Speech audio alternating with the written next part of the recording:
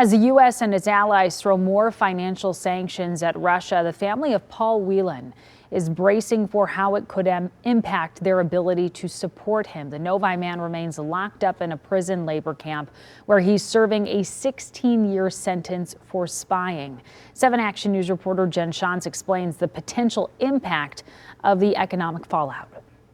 Whelan, who's always maintained his innocence, relies on money coming from the U.S. to buy things in prison, like fresh food or phone minutes to talk to his aging parents back here. As tensions rise between Russia and the rest of the world, his family wonders how all of it could impact that important money stream. A former Marine overseas in a country now marred in street battles as Russia continues to push into Ukraine, entering its second largest city, Kharkiv, on Sunday. But Paul Whelan isn't in Russia to fight. He's a prisoner in a labor camp in Mordovia, hundreds of miles from the Ukrainian border.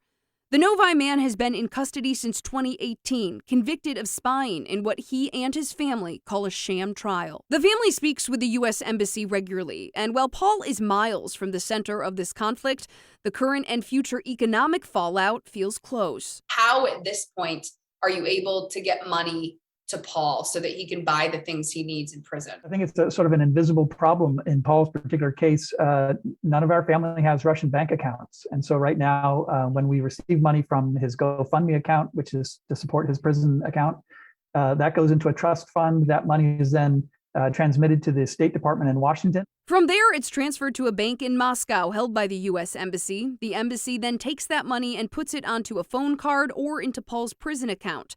It's how he pays for fresh vegetables, necessities, and precious minutes of phone time with his family. Western allies have targeted Russia's access to SWIFT, an international banking system. The White House also announcing over the weekend restrictions to Russia's central bank, limiting access to foreign money reserves. And in the private sector, YouTube and Meta announcing limits on Russia's access to post and make money on their platforms. Paul is still able to receive U.S. money, but as much of the world seeks to freeze Russia's assets, David worries what more sanctions and possible retaliation could mean for his brother. If the sanctions inhibit the ability to transmit U.S. dollars to Russia, then that pipeline of support will be cut off. And then there's the issue of Paul's release. His family has been working with the embassy and lawmakers here in the U.S. to try to bring him home sooner than 16 years, possibly through a prisoner swap.